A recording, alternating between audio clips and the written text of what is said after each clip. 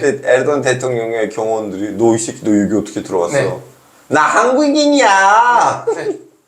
이런 식으로 너무 그때 기분 너무 좋았어요. 그게 몇 년도죠?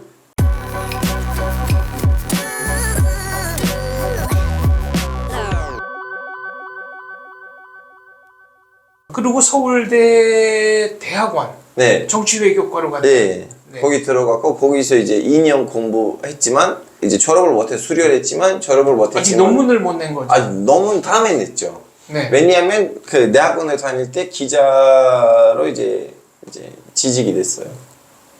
아, 일단 그 대학원 얘기를 조금만 더 하자면은 케말 파샤와 박정희 대통령을 비교 연구하는 게 주제 아니었나요? 아니 케말 파샤하고 박정희 아니고요. 그 61년 때 한국에 있는 쿠데타하고 60년 때 튀르키예에 있는 쿠데타를 비교하는 거지. 네. 왜 한국이 19년 갔고 왜 튀르키예는 2년 만에 군인들이 다시 좀 약간 정권을 이양한 얘기지. 네. 그 질문을 던지고 양 쿠데타의 본질 비교. 좀 아주 단순화시켜서 얘기하면은 어떤 차이가 있습니까? 5.16은 예, 5.16을 일으키는 글쎄 5.16은 다들 박정희랑 너무 많이 연결시켜주는데 사실 5.16은 박정희 플러스 알파 베타예요. 거기 다른 장군들도 있어요. 그렇죠. 뭐 김종필, 김동하 뭐 많이 있어요. 그렇죠. 김동완. 네. 다음에 김동완 아시다시피 진짜 빠져서 야당이 되잖아요. 그렇죠. 이제 해병대 사령관이었다가 나중에 5.16 주체 세력과 틀어지면서 야당으로 가죠. 네, 그렇죠. 그래서 5.16은 오직 박정희의 작품이 아니에요. 네. 5.16은 그 당시에 나라 이대로 하면 안 되는데 라고 하는 엘리트 군인들의 작품이에요. 왜냐면 그 정치학에서는 그 물리학도 마찬가지인데 빈자리가 생길 수가 없어요. 그렇죠.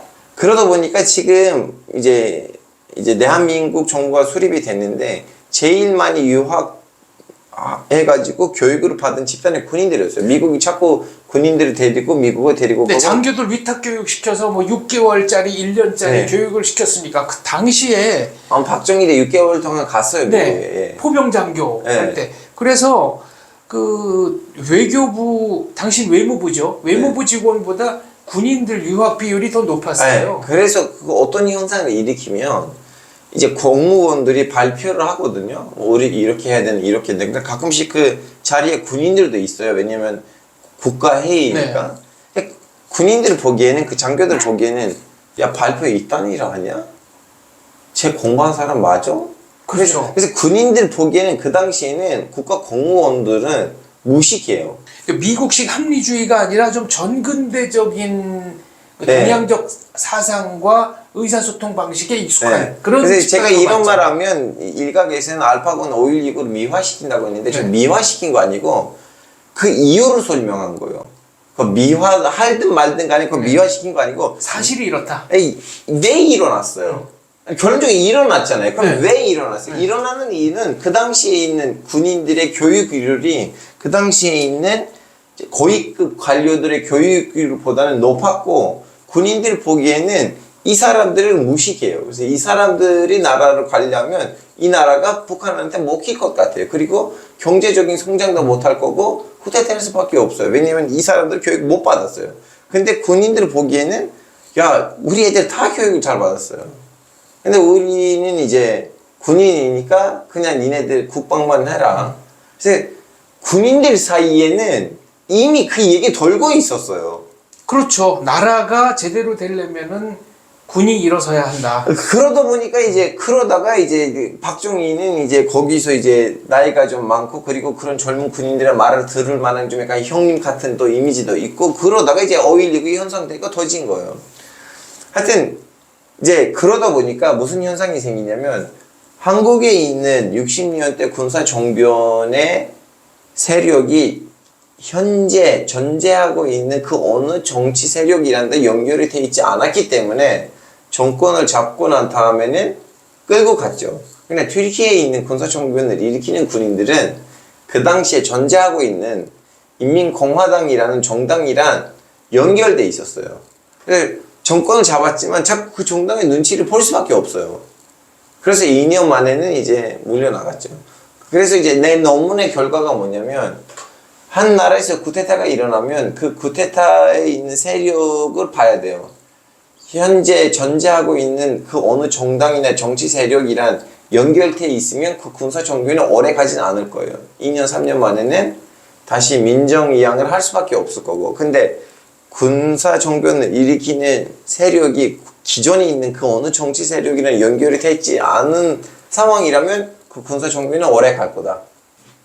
나중에 이 얘기는 따로 독립해서 좀 길게 찍어야 되겠네요. 아, 예. 이 논문 주제를 가지고. 네. 그러니까 한국의 그 현대사와 터키의 현대사를 비교하면 아주 재밌는 이야기거리들, 차관점이 많이 나올 것 같아요. 근데 이제 언론사, 지한통신사였나요? 네. 여기는 그때 터키 그 대통령이 왔을 때 통역하다가 발탁이 된 거 아닌가요? 네.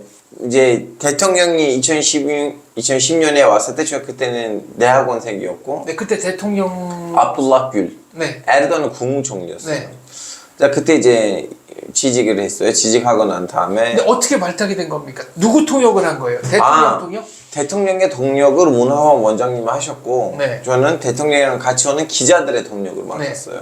근데 그 기자 일하면 그 일반 기자 아니고 한국에 없지만 튀르키예에 있는 어떻게 보면 안 좋은 정통 하나 있어요. 네. 대통령 어디에 순방하면 좀 약간 이름 있는 기자들을 데리고 가요. 네. 예를 들면 윤석열 대통령이 튀르키예 순방하러 가면 이제 뭐 손석희 사장이라든가 네, 뭐 한국의 유력 언론인들. 유력한 언론인들을 데리고 가요. 자기 비행기에서. 네. 그냥 일반적으로 데리고 가는 거 아니에요. 그 전용 비행기 있잖아요. 네.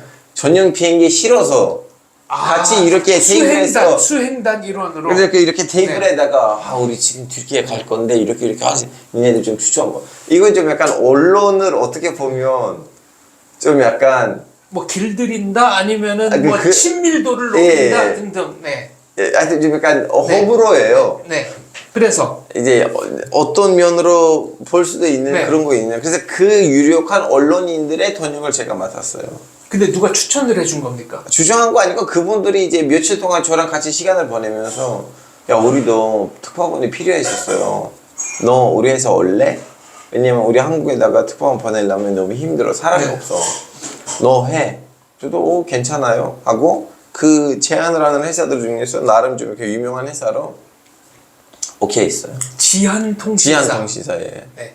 그래서 광화문에 이제 사무실도 하나 열고. 네. 네. 아니 처음에는 사무실이 없었고 그분들이 어차피 저는 언론통신학과 출신 아니고 네. 대학원생인데 일단 좀 간보자고 해서 저는 그 1년 만에 너무 열심히 해가지고 네. 1년 만에 사무실을 해야겠다는 그 회사 동보가 나와가지고 저 사무실을 알아보다가 1년 반 만에는 사무실을 열었죠.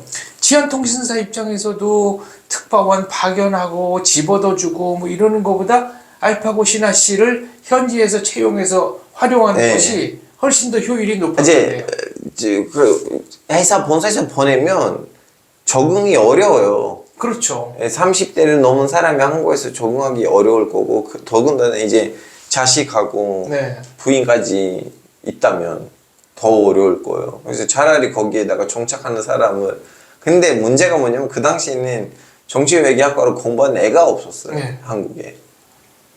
그래서 네. 이제 어떤 활동을 했습니까? 언론인으로서. 딱 6년 동안 열심히 특파원 활동했죠. 그 매일매일 한국에서 있었던 사건들을 기사 쓰고 튀르키예에다가 보도했죠. 6년 동안. 특종 같은 거 한 적 있나요? 득종은 할 리가 없어요. 그럼 터키에서 좀 유명해진 기사는 뭐가 있어요? 유명해진 기자는 그거 이제 영평도 사건이 터질 때는 네. 영평도에 들어갔어요. 연평도 직접 갔어요? 네. 영평도 직접 들어갔고 그리고 G20 때는 제가 여기 한국 공무원들이랑 사이가 좋으니까 네. 이제 그 원래 에르도안하고 이명박 대통령 만날 때는 네. 누구도 안 들어갔었는데 그 현장 단독으로 들어갔나요? 아니 그때는 근접 취재이라는 거 있어요. 근접 취재에 들어가는 사람만 들어가요. 네. 근데 근접 취재도 좀 약간 기득권 언론인들끼리 주춤으로 그렇죠. 내려가거든요. 네. 저 그때 이제 좀 여러 가지 사건이 있었는데 그때 청와대에 계신 분들이 준추관이죠. 준추관. 준추관이 알았어. 조용히 하고 그날 와 우리가 네. 어떻게 해서 너를 그쪽 취재해줄게. 네. 그래서 그때 제가 이제 준추만에 들어갔는데 그때 에르도안 대통령의 경호원들이 너 이 새끼 너 여기 어떻게 들어왔어? 네. 나 한국인이야. 네. 이런 식으로 너무 그때 기분 너무 좋았어요. 그게 몇 년도죠? 2013년. 그러니까 그때는 귀화 전이네요. 기화 전인데 그래도 저는 뭐 나는 문화적으로 한국 사람이다. 아직 어렸을 때 왔기 때문에 정서적으로는 저는 한국에 왔을 때 16살이에요. 네. 16살 때부터는 쭉 한국에 살았던 만 사람인데 16세부터 네. 네, 그러다 보니까 외신 클럽에 있는 외국인 언론인들하고 한국 부처에 있는 담당자들이랑 대화했을 때 제가 하는 대화의 자원이 다르죠. 그렇죠. 예.